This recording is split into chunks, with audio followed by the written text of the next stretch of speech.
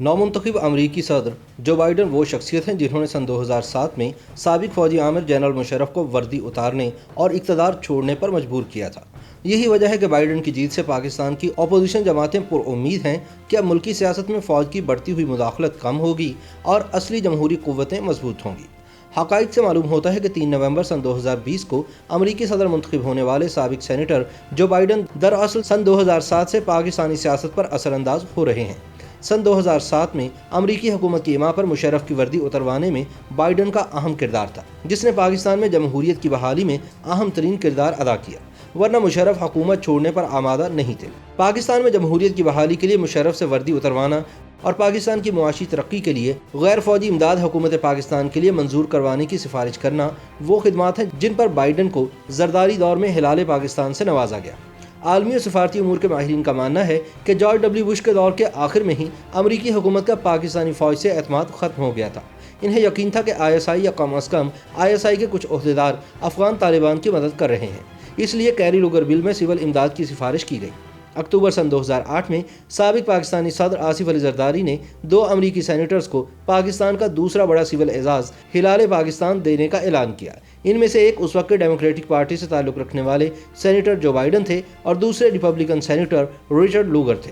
سوال یہ ہے کہ ان امریکی سینیٹرز کی پاکستان کے لیے کیا خدمات تھیں؟ پاکستان اور امریکہ کے تعلقات اس وقت کس کشمکش سے گزر رہے تھے؟ پاکستان کی حکومت کو امریکی سینیٹرز کو یہ اعزاز دینے کی ضرورت کیوں پیش آئی؟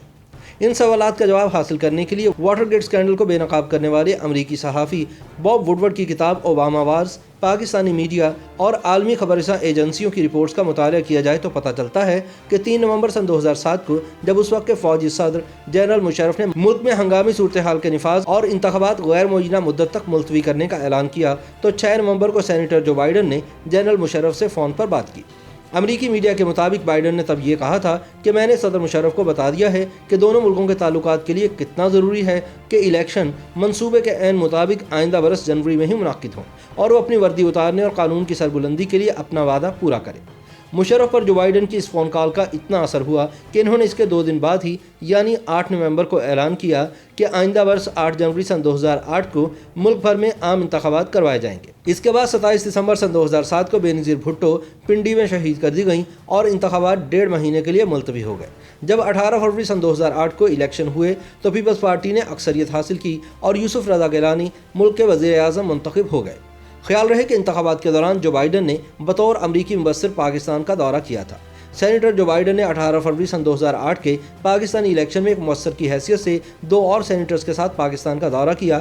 بعد ازاں ایک مشترکہ پریس کانفرنس کے دوران ان تینوں سینیٹرز نے الیکشن کو منصفانہ اور شفاف قرار دیا اور پاکستان کے لیے امریکی امداد کی توسیع کی حمایت کی۔ تجزیہ کاروں کے نزدیک امریکی سینیٹرز کا پاکستانی الیکشن میں مبصر کی حیثیت سے جائزہ لینے کے لیے پاکستان کا دورہ کرنا ایک غیر معمولی اہمیت کی بات ہے۔ ایسا محسوس ہوتا ہے کہ پاکستان میں سول سپریمیسی کے قیام کے لیے کام کرنے والی قوتوں یا خود صدر زرداری نے بائیڈن کو الیکشن میں مبصر بننے کی دعوت دی ہو تاکہ کسی اور طاقت کو الیکشن سیبوٹاج کرنے کا موقع نہ مل سکے۔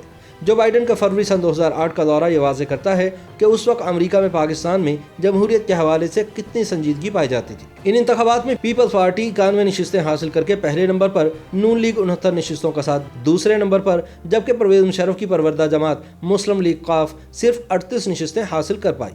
پیپلز پارٹی نے حکومت بنائی اور مسلم لیگ نون کے ساتھ مل کر پرویز مشرف کے مواخذے کی مہم شروع کر دی، جس سے عاجز آ کر مشرف جولائی سن 2008 میں مستعفی ہو گئے۔ اس کے بعد نومبر میں امریکہ میں صدارتی انتخابات ہوئے جن میں باراک حسین اوباما صدر اور جو بائیڈن نائب صدر منتخب ہو گئے۔ اوباما اور بائیڈن کو اپنے اپنے عہدوں کا حلف 20 جنوری سن 2009 کو اٹھانا تھا، لیکن حیرت انگیز طور پر بائیڈن اس سے 11 روز قبل 9 جنوری سن 2009 کو ایک اور ریپبلکن سینیٹر لنزے گراہم کے ہمراہ پاکستان آ پہنچے۔ کہا جاتا ہے کہ اس دورے میں بائیڈن آصف زرداری کے لیے نو منتخب صدر اوباما کا پیغام لے کر آئے تھے۔ حلف اٹھانے سے پہلے نائب صدر کا دورہ پاکستان اوباما انتظامیہ کی ترجیحات کی نشاندہی کرتا ہے۔ اس دورے کے دوران صدر آصف زرداری نے جو بائیڈن کو ہلال پاکستان کے اعزاز سے نوازا، جو نشان پاکستان کے بعد پاکستان کا دوسرا اعلیٰ ترین سول اعزاز ہے۔ صدر زرداری نے پاکستان کے لیے جو بائیڈن کی خدمات کا اعتراف کیا اور امریکی سینٹ میں پاکستان کی مسلسل حمایت پر ان کا شکریہ ادا کیا۔ جب صحافیوں نے پوچھا کہ بائیڈن نے ایسا کیا کیا ہے کہ انہیں ہلال پاکستان سے نوازا گیا ہے، تو 12 جنوری سن 2009 کو وزیر اعظم یوسف رضا گیلانی نے صحافیوں کے اس سوال کا جواب دیتے ہوئے کہا کہ جو بائیڈن پاکستان کے حمایتی ہیں اور انہوں نے پاکستان میں جمہوریت کی بحالی میں بہت مؤثر کردار ادا کیا ہے۔ दूसरी जानिब भारतीय अखबार हिंदुस्तान टाइम्स की 12 जनवरी सन 2009 की अशात में यूसुफ रजा गिलानी के हवाले से ये खबर दी गई कि सेनेटर जो बाइडन ही थे जिन्होंने फौजी डिक्टेटर परवेज मुशर्रफ को आर्मी चीफ का ओहदा छोड़ने पर मजबूर किया। हाल ही में 3 नवंबर सन 2020 को अमेरिका के सदारती इंतखाब में तगड़े उम्मीदवार सदर डोनाल्ड ट्रंप को इक़्तिदार से बेदखल करवाने वाले जो बाइडन की जीत के बाद पाकिस्तान की अपोजिशन जमातों ने इस उम्मीद का इजहार किया है कि बाइडन अपनी रिवायत को बरकरार रखते हुए पाकिस्तानी सियासत में फौज का किरदार कम करवाने और जमहूरी कुव्वतों को मजबूत करने के लिए काम करेंगे।